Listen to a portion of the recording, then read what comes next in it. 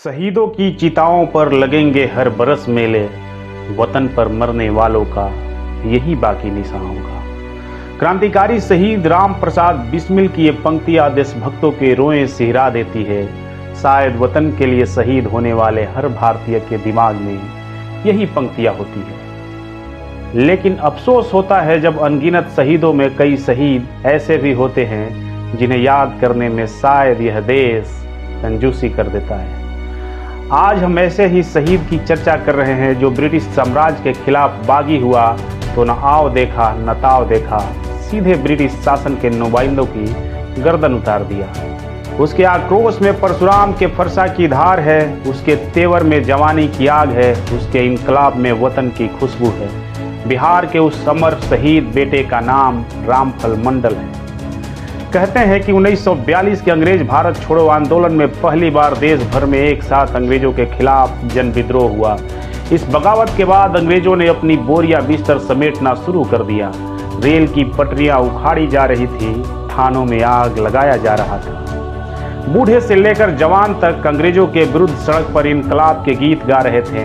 आज़ादी के इन्हीं दीवानों में एक 18 साल का नौजवान भी था। गांव में जन्मे रामफल मंडल शरीर से भी काफ़ी मजबूत कद काठी के थे। ये कहानी ऐसे सपूत की है जिसकी गर्भ में उसका बच्चा पल रहा था, लेकिन उसके दिमाग में अंग्रेजों को उखाड़ फेंकने की जिद थी। उसके दिमाग में अपने वतन को आज़ाद कराने की दीवानगी थी। 11 अगस्त 1942 को पटना सचिवालय पर झंडा फहराने के दौरान बिहार के 7 सपूतों की शहादत से पूरे बिहार में गुस्सा और तेज हो गया था। 1942 के आंदोलन में बिहार के सीतामढ़ी में भी अंग्रेजी हुकूमत के विरुद्ध बच्चे बूढ़े जवान सड़क पर थे। आंदोलन का नेतृत्व 18 साल के रामफल मंडल कर रहे थे। आंदोलन को दबाने के लिए अंग्रेजी सरकार के सिपाही भीड़ पर दनादन गोलियां चला रहे थे। इन गोलियों के निशाने पर आम निरीह आम आदमी आ रहे थे। सीतामढ़ी के इतिहास में 24 अगस्त 1942 का दिन बहुत ही महत्वपूर्ण है। पुलिस की दमनकारी व्यवहार से सीतामढ़ी के लोगों को स्थानीय थाने के दरोगा से काफ़ी नाराजगी थी। तय हुआ कि दरोगा को सबक सिखाना है।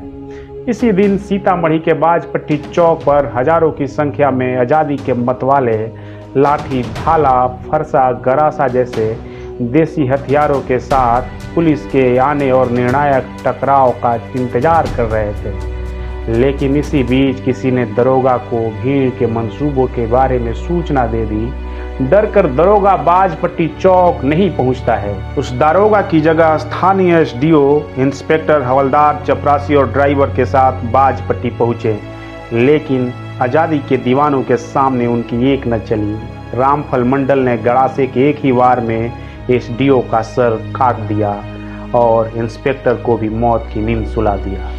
बाकी 2 सिपाहियों को भीड़ ने मौत दे दी। भीड़ का आक्रोश देखकर एसडीओ का ड्राइवर भाग खड़ा हुआ। इस घटना के बाद सीतामढ़ी से अंग्रेज अफसर भागने लगे। तमाम जगहों से ब्रिटिश हुकूमत का झंडा उतार फेंका गया। जगह जगह फहरता हुआ तिरंगा क्रांति की कहानी बयां कर रहा था।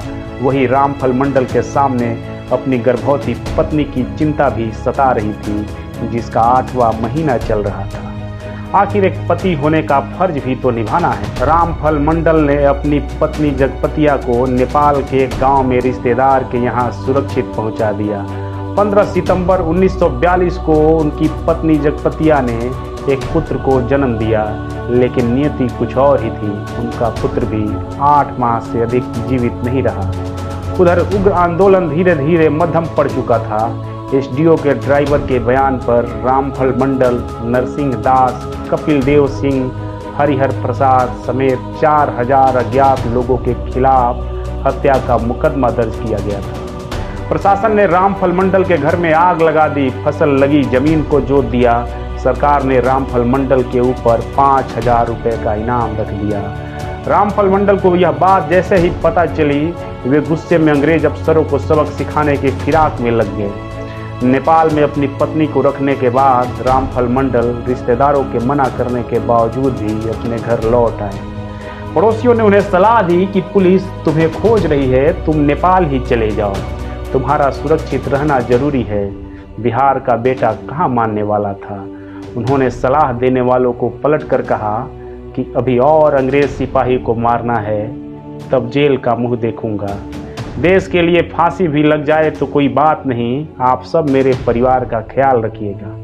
संयोग से वहाँ का दफादार शिवधारी रामफल मंडल का दोस्त था, जिसे रामफल मंडल के नेपाल से लौट आने की सूचना मिली तो उसे 5,000 रुपये के इनाम का लालच समा गया। उसने धोखे से रामफल मंडल को रात के खाने में नशा मिला दिया।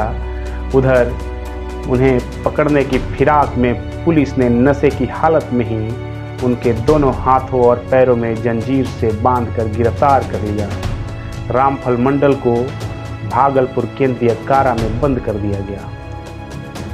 उधर बिहार कांग्रेस की बैठक में रामफल मंडल, जुब्बा साहनी जैसे अन्य क्रांतिकारियों की गिरफ्तारी पर चर्चा हुआ। गांधी जी ने रामफल मंडल जैसे तमाम क्रांतिकारियों का मुकदमा लड़ने के लिए बंगाल के प्रख्यात वकील CR दास और PR दास को बिहार भेजा। वकील ने रामफल मंडल से कहा कि कोर्ट में जज के सामने वे हत्या के आरोप से मुकर जाएंगे और जज के सामने बयान देंगे कि हजारों की भीड़ में SDO को किसने मारा मुझे नहीं मालूम। 12 अगस्त 1943 को भागलपुर कोर्ट में मुकदमे की बहस शुरू हुई। जब जज ने रामफल मंडल से पूछा, रामफल, क्या SDO हरदीप नारायण सिंह का खून तुमने किया है? तो रामफल मंडल ने जो जवाब दिया वह जवाब ही उन्हें खुदीराम बोस जैसे क्रांतिकारियों की कतार में खड़ा करता है। उन्होंने कहा, हाँ हुजूर, SDO को पहला फरसा हमने ही मारा है। इसके बाद केस में शामिल अन्य लोगों की बारी आई तो उन्होंने हत्या से इनकार कर दिया। बहस के बाद वकील CR दास रामफल मंडल पर नाराज हो गए तो उन्होंने कहा कि साहब, हमसे झूठ नहीं बोला जाता है, गड़बड़ा गया, अब ठीक से बोलूंगा।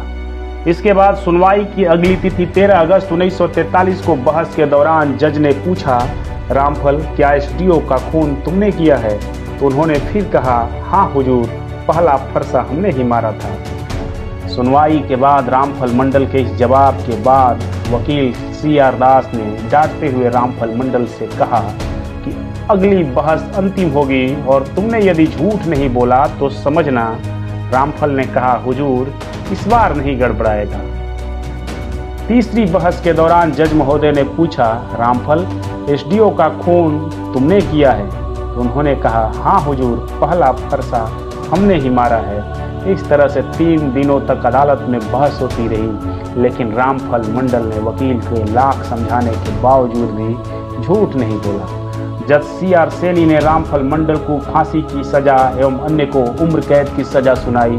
फांसी देने के कुछ मिनट पहले जेलर ने उनसे पूछा, तुम्हारी अंतिम इच्छा क्या है? उन्होंने कहा, मेरी अंतिम इच्छा है कि अंग्रेज हिंदुस्तान को छोड़कर चले जाएं। 23 अगस्त 1943 की सुबह भागलपुर सेंट्रल जेल में 19 वर्ष की उम्र में शहीद रामफल मंडल को फांसी दे दी गई। वे चाहते तो बच सकते थे, लेकिन उन्होंने भगत सिंह की तरह हंसते हुए फांसी के फंदे को गले लगाया और अमर हो गए।